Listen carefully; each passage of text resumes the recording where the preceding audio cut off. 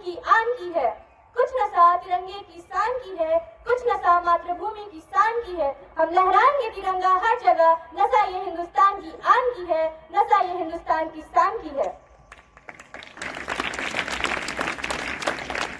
A very warm good morning to everyone present over here, respected teachers and my dear friends.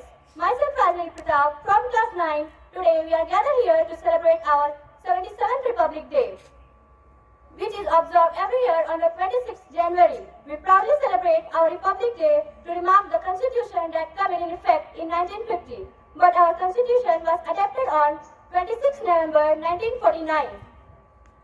This day made our India sovereign, socialist, democratic and republic nation. This day uphold the constitutional value like equality, justice, freedom and brotherhood. This day make us to remember our national pride, responsibilities as Indian citizens and work towards the stronger. Our constitution grants a fundamental rights like Our constitutions grant a fundamental right to uphold the discipline, dignity and contribute to the nation's progress. Our constitution was written under the guidance of drafting committee members, members like Dr. B.R. Ambedkar, K.M. Munshi, Muhammad Abdullah and many other leaders who worked hard to create our largest democratic work frame. We proudly say that our India has the largest and lengthiest constitution in this world. Gandhi तिलक सुभाष जवाहर का प्यारा यह देश है। जियो और जीने दो का देता सबको संदेश है।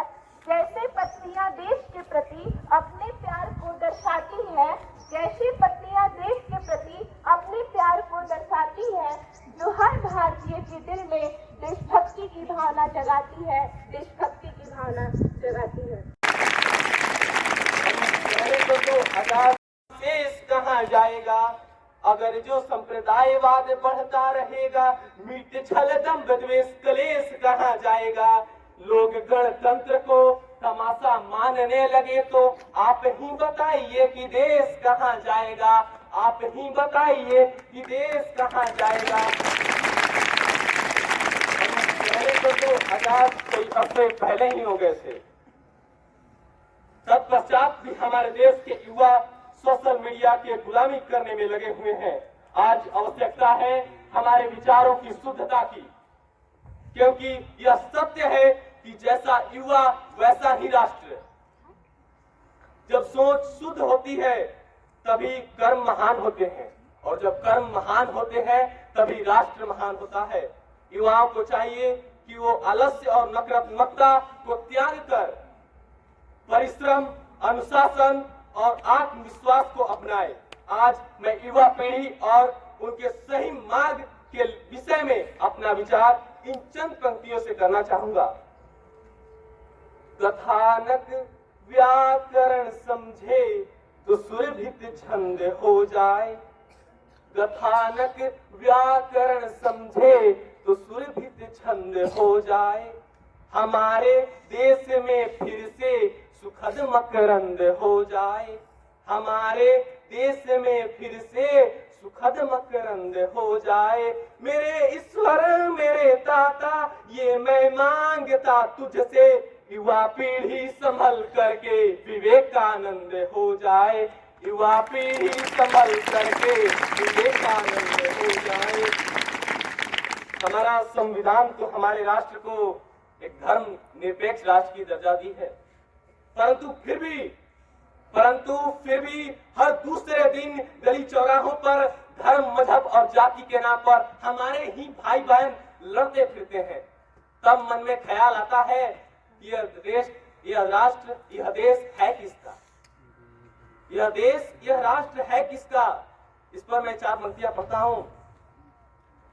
पृथक हर धर्म में होता है, पृथक परिवेश होता है, पृथक हर धर्म में होता है, पृथक परिवेश होता है। पृथकता में रहे मिलजुल कर यह उद्देश्य होता है, पृथकता में रहे मिलजुल कर यह उद्देश्य होता है।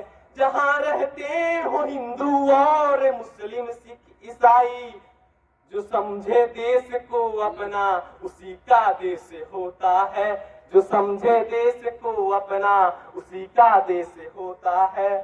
अब मैं इस अर्धदर्शी पंक्तियों को पारदर्शी बनाने के लिए कुछ और पन्नों को पढ़ना चाहूंगा। कोई जर्रा नहीं ऐसा जहां पर रब नहीं होता। कोई जर्रा नहीं ऐसा जहां पर रब नहीं होता। लड़ाई वे ही करते हैं जिन्हें मतलब नहीं होता। लड़ाई वे ही करते हैं जिन्हें मतलब नहीं होता। वो मंदिर और मस्जिद के लिए दीवानगी वालों, वो मंदिर और मस्जिद के लिए दीवानगी वालों, वतन से बढ़कर दुनिया में कोई मजहब नहीं होता। वतन से बढ़कर दुनिया में कोई मजहब नहीं होता। हमारे संविधान ने हमें अधिकार दिया है, लेकिन साथ ही कर्तव्यों का भी स्मरण कराया है। एक सच्चा नागरिक वही है जो अपने कर्तव्यों को समझे और देश के लिए ईमानदारी से कार्य करे।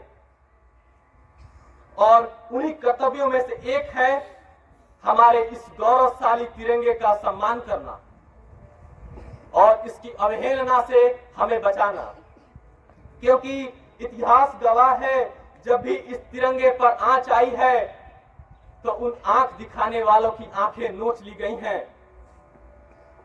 और उन देशद्रोहियों को नस्लों सहित नस्ते नाबूद कर दिया गया है। और इस तिरंगे की मान हनन और भारत मां की आचरण के साथ खिलवाड़ करने वालों के लिए चेतना या चेतावनी समझकर चार और पंक्तियां और अंतिम पंक्तियां पढ़ना चाहूंगा। राष्ट्रभक्ति का दीप जलाना, राष्ट्रभक्ति का दीप जलाना सबको अच्छा लगता है। राष्ट्रभक्ति का दीप जलाना सबको अच्छा लगता है। जनगण मन का गीत सुहाना सबको अच्छा लगता है। जननी जन्मभूमि प्राणों से बढ़कर होती है। जननी जन्मभूमि प्राणों से बढ़कर प्यारी होती है। देशवासियों के खातिर सुरभित फुलवारी होती है। फिर भी प्रश्न खड़े होते हैं जगह जगह विस्फोटों से। माँ तेरी संतानों की कैसी लाचारी होती है। माँ तेरी संतानों की कैसी लाचारी होती है। माँ तेरी संतानों की कैसी लाचारी होती है। जब स्वदेश का बच्चा बच्चा वंदे मातरम गाएगा, जब स्वदेश का बच्चा बच्चा वंदे मातरम गाएगा, कोई भी आतंकी कैसे उग्रवाद अपनाएगा। कोई भी आतंकी कैसे उग्रवाद अपनाएगा। अपना पूज्य तिरंगा नभ में, अपना पूज्य तिरंगा नभ में फहर फहर फहराएगा। अपना पूज्य तिरंगा नभ में फहर फहर फहराएगा। जो इसकी तौहीन करेगा मिट्टी में मिल जाएगा। जो इसकी तौहीन करेगा मिट्टी में मिल जाएगा। इन कुछ शेष शब्दों के साथ मैं अपनी वाणी को विराम देता हूँ।